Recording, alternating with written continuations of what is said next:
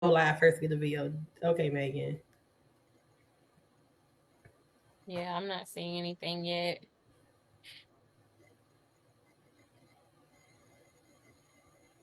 Oh, there we go. We good?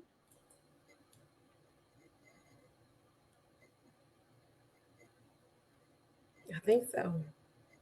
Hey y'all, look at me to figured out this technology.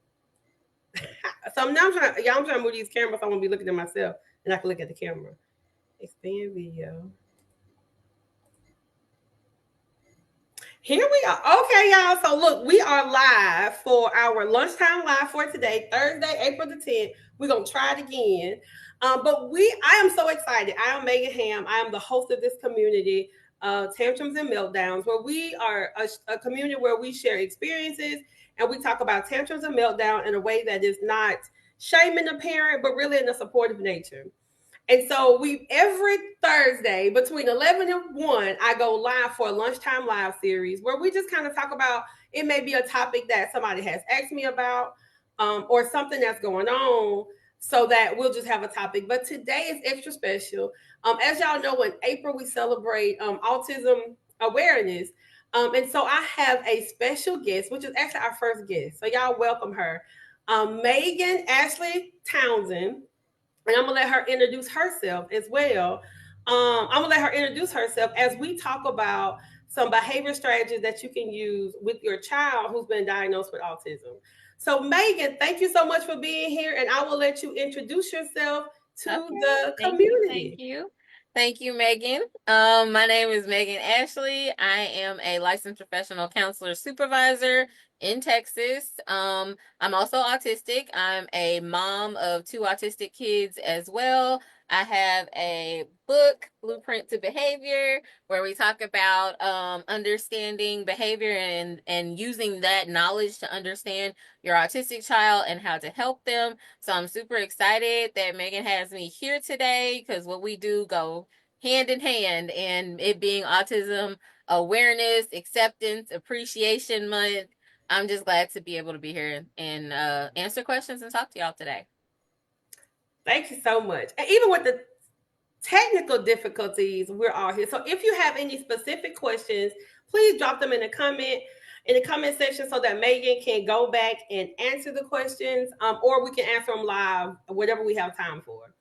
So one of the things that we talk about, and I'm glad Megan shared that she also has been diagnosed with autism and she has children who are diagnosed with autism. One of the concerns that I get a lot in the work that I do is parents or caregivers, or even when I'm working with the schools, is this child autistic? Right? They want to know the behaviors that they're seeing, the things that are going on. Does this child meet the criteria to be diagnosed with autism? Mm-hmm. And one of the questions that I always ask them is, if we say they are diagnosed with autism, what changes? A lot of times that diagnosis gives us an awareness. But what would you say, Megan, to someone who is looking for the diagnosis to answer some of the questions? What would you say to them? A similar answer. To me, it doesn't matter. So, as an assessor, I'm an autistic assessor of adults with autism, and so I work with a lot of different populations. But my main population I work with is women and women of color who are autistic who have slipped through the gaps. So, when we're looking at what makes up an autism diagnosis, a lot of the information that's in the current DSM, DSM 5TR, all the DSMs before that have been woefully lacking when it comes to looking at autism in people who aren't young white males. And so a lot of times we get that question of, well, if it's autism, then what do we do? And instead, what I say is, well, if we treat it as autism, if we act like this person is autistic and we do the things that would help an autistic person, and if they are helped by it, then we've already done what we needed to do. So, does it matter so much that it is or isn't autism? I don't think that the label itself matters as much as the help that the person gets from the things that we're doing. Because I think most people would probably benefit from living a little bit more autistically. Just saying, like, taking care of your sensory needs, making sure that your emotional regulation is how it needs to be, and having direct communication. If we lived a little bit more autistically, we may not be in some of the things we in right now. So, just saying, my thing is, If you're autistic, cool. If you're not and you still want to use some of the tools that autistic people use, then that is fine too. I love that. Live a little more autistically, because I definitely believe that it is important for us to identify, because part of that awareness is how we approach it and how we treat people differently. Yes. You know, and once we know that a person has a particular diagnosis, then we choose to move differently and we choose Yep. to approach them in a different way. One Mm-hmm. of my, and it reminds me of a saying that I say is that I treat people with grace and compassion, because I just treat people. I assume that they're going through something, Yep. and so because if we know somebody's going through something, we have more grace and compassion for how they're acting or for the behavior that's showing up. Yep. And when we don't feel like people are going through something, we don't give them the benefit of the doubt for it, and we just kind of be like, "Oh no, you should be doing better." So I love that. Live more autistically, right? I'm not the so when you see me using that, I'm gonna say per Megan Ashley, right? Yes. Make sure I Yes. give you credit for it. So, as you know, I work with parents and I work with agencies and organizations of being able to help specifically for foster and adoptive parents dealing with these meltdown behaviors, these tantrums, all of these things. So, one of the questions I want to ask you is, when you have a parent that comes to you and they say, and you know, I'm exhausted, I'm tired, I'm overwhelmed, what can I do about it right now? What are some of the strategies that you encourage them to do, or things that you help them to see and do better with? Great question. So, first and foremost, if you can't get yourself together, your child cannot trust you to help them get themselves together. That is my biggest thing. You have to take care of your own sensory needs because, again, well, you're talking about like foster parents, so they wouldn't be biological, but a lot of times biological parents, they might be autistic too. If we're dealing with an autistic child, we got to look up the line and see where everybody else is first, right? And so part of that is taking care of your needs as a person so that you can be there better for your child, whether you're autistic or not. So I tell parents, they're like, "Oh my God, I'm so exhausted. I'm tired. I'm overwhelmed. I don't have a minute to do anything." And you're absolutely right. You probably have a million and one things piled on your plate. But what you need to do first is breathe, and you need to find a way to breathe. And I'm not talking about just like in and out. I'm talking about go cry in the closet if you need to. I'm talking about go get you a water because you probably hadn't had water since this morning. I'm saying go get you something to eat. The world is still going to be falling down around you, whether you're eating french fries or not. You might as well eat french fries while it's falling down. That's all I'm saying. Get yourself together, take care of your five senses, and turn to your child so that you can actually see and hear them because you're regulated, and then do what needs to be done for and with them. You cannot hear someone through your own screams. You cannot save someone while you're drowning. So, is it important for your child to have all the tools they need? Absolutely. But the best tool an autistic child can have is a caregiver who gets it and a caregiver who understands what they need so that they can better help the child. Absolutely. Thank you so much for that, because it definitely, one of the things that I talk about and preach is just being able, I say preach, but being able to recognize how those things are impacting you and what it is that you need. Because in order for you to be able to help somebody else stay calm, you know, we talk about in this community all the time, we have to be the anchor, we have to be Yes. the calmness for them. So I Mm-hmm. think that aligns perfectly with what you're saying. Mm-hmm. And so when you have a parent who has a child who has autistic needs or is even diagnosed with autism, how do you help them navigate things like when their kids are making noises or eating particular and specific foods or even refusing to do certain actions? How do you help parents navigate through that? So main way I help parents navigate is to help them get inside the world of their child. Every autistic person is different. Every autistic kid is different. You met one autistic person, you met one autistic person. So instead of telling parents if they do this, then this means this, it may not always be accurate. Instead, I teach parents how to listen effectively to their child because a meltdown is just communication lost in frustration. That's all it is. It is all communication. And so if you don't know how to take in that communication and translate it into your own words so that you can better help that person, then you're not going to be helping by me telling you that this behavior means this because for your kid it may not. So that's my whole thing with parents, is helping them understand, when I see this look on my child's face, when I hear this noise, when I see them do this behavior, what does that normally mean? How does this normally end up? And how can I help them not escalate to a 10? Because once we're at a 10, we just got to kind of ride it out. Once we're already in meltdown mode, a lot of the times, yep, we got make everybody in the room safe. And we got to ride it out until that emotional regulation comes and kicks back in. But the best bet that you can have is to help your child get what they're looking for, help them get what they need without them having to have a meltdown in order for you to pay attention. So my biggest thing is helping parents know how to listen. I love that. And I just recently spoke about, understanding when our babies are babies and they cry and we Yep. lean in and we listen to what their cry means. Yep. Maybe it's the hungry cry or the wet cry. Mhm. And a lot Mhm. of times once our kids get older, we're expecting them to, because they know how to say words, we're Mhm. expecting them to say words when they need something. Yeah. So what another question I would ask you is what would you say? How do you help parents with the frustration when they aren't understanding what their child who's diagnosed with autism or has some autistic traits, when they Mhm. don't understand what their child is saying or trying to communicate? How do you help them through those frustrations? Great question.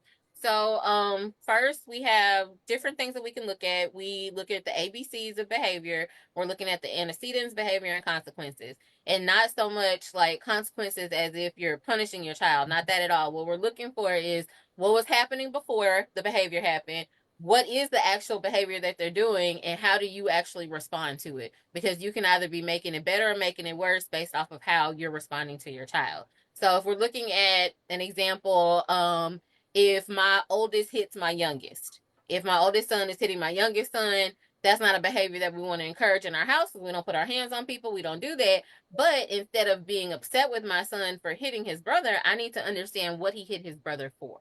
So if I'm looking at the antecedent, they're both sitting on the floor playing with blocks. And then next thing I see is my oldest hit my youngest. I come over and I'm like, okay, let's figure out what's going on. I see one kid with all the blue blocks, one kid with all the green blocks, and then one of the blocks is in the wrong spot. So I already know what happened because I know my kids. I know that somebody put the block where they weren't supposed to put the block, and then somebody got whopped because they put the block where they weren't supposed to. Right. And so instead of being mad and saying, you go to timeout, you go this, you go that, I would talk to my oldest son and we would have a conversation about how your brother has autonomy. We'll use it in, kid safe words. Your brother can do what he would like to do with the blocks. You can do what you would like to do with the blocks. If you all are going to play parallel together, if you're going to play blocks together in the same kind of space, then we have to have rules for this. And so therefore, this is what it looks like when you want a block that he has, you can ask. Because what he's really saying is, I wanted that block. I didn't know how to ask, so I just took it, and then I ended up getting hit for it. And so we're looking at how we can get what he wants, which is the block, without him having to get knocked upside his head for the block he's trying to take from his brother. So it looks more like what was going on before, what actually happened, how did I respond to it, and how did all of this come together to equal that behavior. If you know your kids well enough, you'll be able to pick out some things, and trust me, they always change. Through every stage of their life, people change with the way that they respond to things, they grow, they mature, all of that. And so you have to constantly be learning your child, same way you would learn somebody if you're in a relationship with them. You have to listen to them, you have to see what they're doing, look at what their wants and needs are, because even though, like you said, we expect our kids to verbalize what they want, adults don't even verbalize what they want half the time. You ever met a passive aggressive person? Like they don't say, come out and say, hey, I want your help. They'll say, ooh, can't get no help around here. Ain't nobody picking up this, nobody doing that. They're not telling you exactly what they want. You have to infer and figure it out based off of what they've done before and how things have gone before. So that's why I tell parents, like, this is how you learn how to listen. What exactly happened? Not what you think happened. Oh, my kid was being mean to the other kid, so he hit him. It wasn't about being mean. It was about the fact that he wanted that block. Now we just have to teach him how to get the block in a different way. That's all. Once you break it down, it's simple. Yeah, I'm sitting here like, should I be taking notes on this? Because there was so many things that came up, right? So, and Mhm. I love the fact that not only were you able to go through the ABCs of behavior, but you also use that as a teaching moment. Like Yeah. you were able to, you, because you know your kids were able to identify what that skill, I hate to say skill deficit, but what it Yeah. was that they were trying to communicate and Mhm. that skill building so that you can help them with that in the moment. Kind of like, Yeah. let's trace this through what happened. And I absolutely love that. I know that's one of the work that we do with parents is first being able to help them de-escalate and just manage the behavior, but then Mhm. the second part being able to what is the skill that was missing so that next time this comes up our child knows how to not only understand what their need was but being able to communicate it in a way that is healthy and helpful and it doesn't interfere on anybody else. So that Absolutely. definitely was great and I love that. And I'm glad we're recording it so I can go back and write them notes that I should have been writing just then, right? So the other question that I have is when you are one of the things that we talk about or we experience a lot with children with meltdown behaviors is being stuck at home and being isolated and having not having a lot of people who can handle our kids Yeah. or who handle our kids in the way that we would like them to be handled. Mhm. Because you know, in our culture, right, people gonna be like, girl, you just if you just Hmm. whoop that boy enough, you know, Yep. he'll stop all that, right? I Or hate you I know, hate the he J can't do that word. in If he could just life. if they would just ooh, that J gets me every time. We get Mhm. it all. So Mhm. my question to you is, what do you do when you have parents who are telling you that they're frustrated, they're isolated, they're stuck, and they Mhm. just can't get out the house Yeah. because of the behaviors that may happen and you know the shame and public embarrassment? What Mhm. is some advice or some suggestions that you give those parents? Great question. So I have a couple of them that I do. First off, my first question is when you're having this public display of frustration that your child has, because they will have public displays of frustration. Us as adults, we learn how to keep it together till you get to the car, and then you can cry when you get in the car. Kids don't have that regulation where they can do that a lot of the times. They have these big feelings and they need to get them out. So when they're having these big feelings, you have to decide in that moment what's more important, you helping your child getting down on their level and figuring things out for and with them, or what everyone else is doing around you, what they're thinking and what they're feeling. And I don't want parents to think that it's not okay for you to be worried about what everybody else is thinking, because let's be realistic, as people we do worry about what everybody else is thinking. So you have to decide in that moment though which one is going to be more important to me right now. If it is what everyone else is thinking, then we got to get out of there. If it is what's going on with my child and I think that I can help them in that moment, then get down to their level, do the ABCs, figure out what's going on, help them get what they're looking for, and then continue on with that activity that you're doing. Because you have to be, again, you have to be regulated in order for you to help them. They cannot trust you to help them if you're not doing your own stuff. And if you're worried about what everybody else is thinking, that's okay. That's a natural human thing. Get out of there so that you can actually adequately help your child without worrying about everybody else. But part of going out into the world is the magic word I tell everybody: accommodations. Accommodations are not just for Mhm. school, they are for church, they are for home, they're for grandma's house, they're for karate, at the skating rink, at tutoring after school, accommodations everywhere they go, because this world is not built with neurodivergent people in mind. It's built for neurotypical people. And therefore, everywhere we go, we're going to need some accommodations. So I help parents and kids create toolkits so that they can have the things that they need to go where they need to go. Perfect example, I had a doctor's appointment this morning. If I did not have my hand fan, I'm in Texas. It's hot as Satan's toenails, okay? If I did not have my hand fan with me, it was going to be meltdown city. I cannot be hot. If I'm hot, I cannot think. I feel like I cannot breathe. I cannot deal with the things I need to deal with. All of a sudden, everything is escalated. So I know that I have a neck fan and a hand fan and every other thing that I can do to get myself physically regulated so that I can tackle the things that I have to do throughout the day. So that's part of one of the things, the accommodations that I keep in my toolkit. I also created a company called adaptingtoautism.com where I have toolkits and tools already made for different people. And you can come in, buy the tools that you need to help with your autism, whether you're an adult or a child. And it's just such a relief to know that you can go out and you can do things as long as you're accommodated.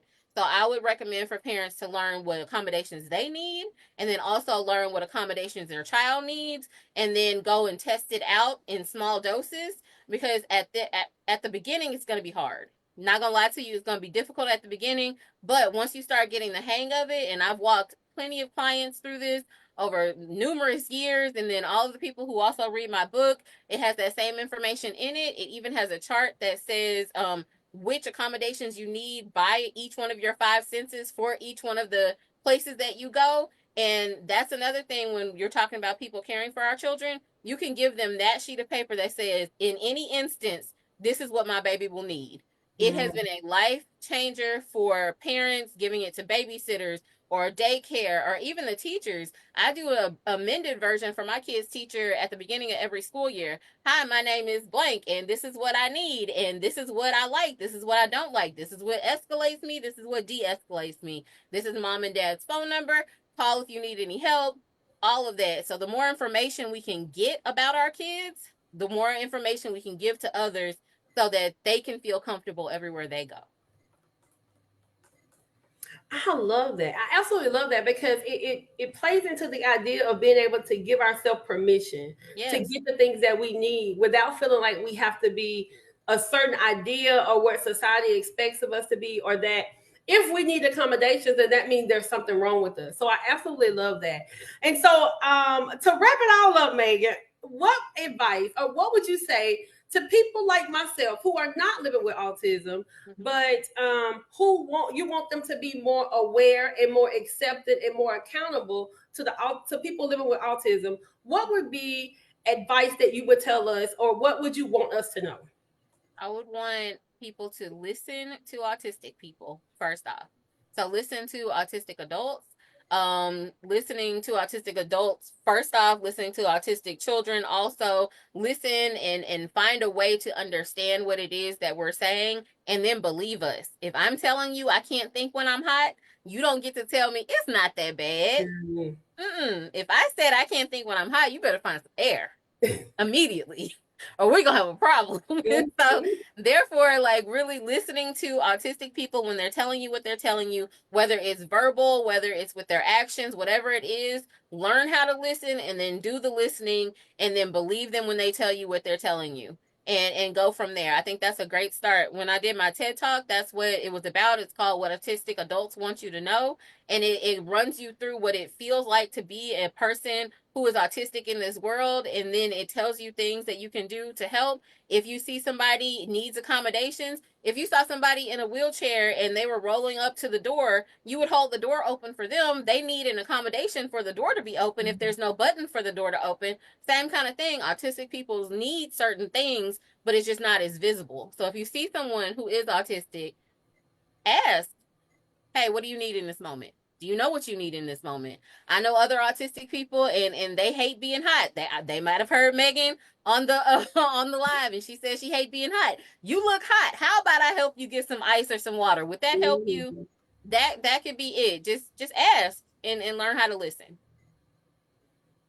Thank you so much for your time. Thank you for weathering through this technology issues, because you know what? When we get production staff in here, we ain't gonna have to worry about all that. We just gonna have to show up with Mm-hmm. the camera ready, right? So if there is anything additional that you would like to add, please feel free, Megan, to add it in the comments.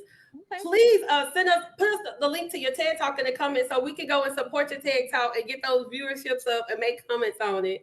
Okay. And thank you so much, and we will see y'all next week on Lunchtime Live. Bye, y'all.